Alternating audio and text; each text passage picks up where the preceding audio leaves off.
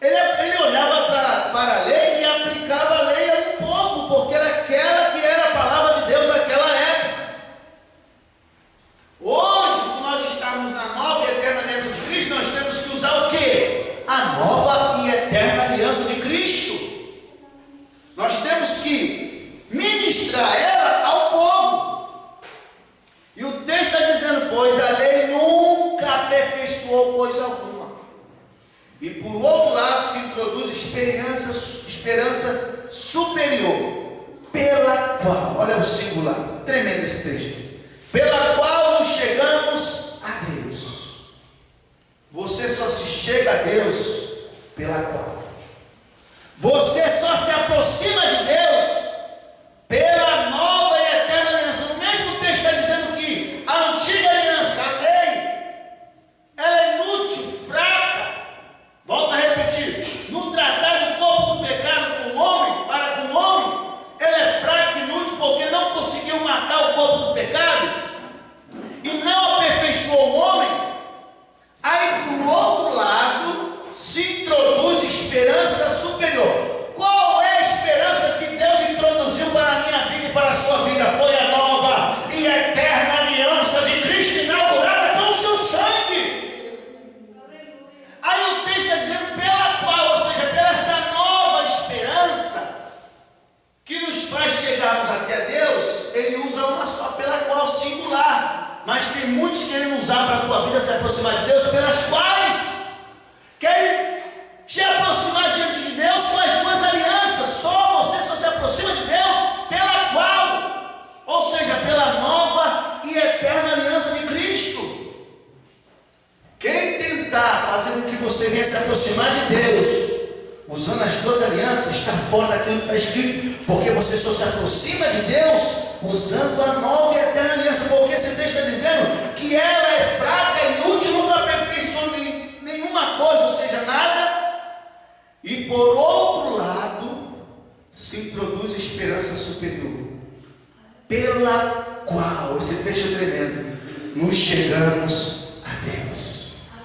Tem muitos indo até a tua casa querendo fazer com que você venha se aproximar de Deus, pelas quais. Mas você, amado, você que está ouvindo esta palavra, você só se aproxima de Deus é pela qual, ou seja, a nova e eterna aliança.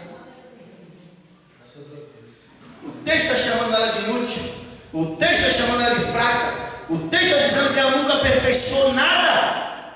Agora vamos ver a nova e eterna aliança? Meu Jesus, a nova e eterna aliança, 2 Timóteo,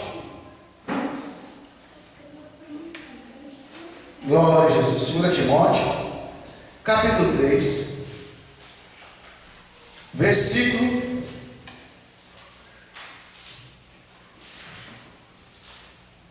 16. Olha só, Paulo escrevendo para o seu filho na fé, Timóteo, para terminar esta primeira parte, e tem muitas outras comparações. Nós vamos estar aqui nas outras semanas trazendo os outros textos. Toda a Escritura é inspirada por Deus e útil para o ensino, para a repreensão, para a correção, para a educação na justiça. Verso 17. A fim de que o homem de Deus seja perfeito e perfeitamente habilitado para toda boa obra. Quando o apóstolo Paulo se refere à nova e eterna aliança, ele está dizendo que toda a Escritura é inspirada por Deus e útil. Ele aqui não está dizendo que a antiga aliança ela é útil, porque estaria se contradizendo.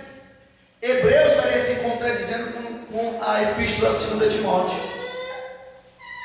Mas nós lemos em Hebreus que ela nunca aperfeiçoou ninguém, que ela é inútil, que ela é fraca. Como agora o apóstolo Paulo estava se referindo toda a Escritura inspirada por Deus, e muitos acham que aqui é a antiga aliança também. Muitos pegam esse texto fora do contexto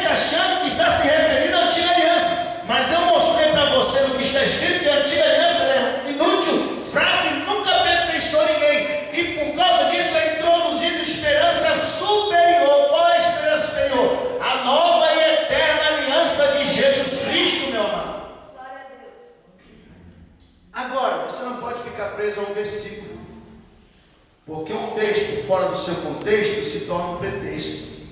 Vamos analisar o versículo 14? Olha só, de 2 Timóteo 3. Tu, porém, permanece naquilo que aprendeste e de que foste inteirado, sabendo de quem o aprendeste. Opa! Paulo está falando para Timóteo, para ele permanecer naquilo que ele aprendeu, sabendo de quem tu tem aprendido. Paulo está falando para ele: olha, amado, permanece naquilo que eu te ensinei. Paulo foi chamado como pregador do Evangelho, apóstolo e doutor do Evangelho. Ele está dizendo para o seu filho na fé, Timóteo: olha, permanece naquilo que aprendeste e de que fosse inteirado, sabendo de quem o aprendeste, ou seja, dele, próprio Paulo. Aí verso 15: em que desde a infância sabes as sagradas letras que podem tornar-te sábio para a salvação pela fé em Cristo Jesus. Amado, você que está me vendo nesse DVD, nesse vídeo, qual é a escritura, meu Deus do céu, qual é a sagrada letra que pode tornar de um homem sábio para a salvação pela fé em Cristo? Jesus. O texto falando a Cristo Jesus. Eu pergunto para você: na antiga aliança falava de Jesus? Não. Na antiga aliança não se referia ao nome Jesus. Na antiga aliança falava que viria o Messias, que significa o ungido. Falava que viria o Cristo. Mas quem era o Cristo? Estava oculto. Até dos anjos, Paulo fala isso. Estava oculto. Quando Jesus nasce, está para nascer, quando o anjo visita Maria, fala: olha, o nome dele vai ser Jesus. Então aí começam as escrituras falando sobre Jesus, que a fé tem que ser em Jesus. Aí o texto está dizendo, e que desde, verso 15, que desde a infância sabe as sagradas letras, que pode tornar-te sábio para a salvação pela fé. Gálatas capítulo 3, versículo 9, diz assim: a lei não é da fé. Então o Antigo Testamento não é da fé, porque o Antigo Testamento já profetizava: o justo viverá. Olha só, viverá da fé. Então essa escritura, amado, quando chega no verso 16, toda a escritura é inspirada por Deus e útil, está se referindo à nova e eterna aliança, não a antiga, porque a antiga era fraca, inútil, nunca aperfeiçoou coisa alguma.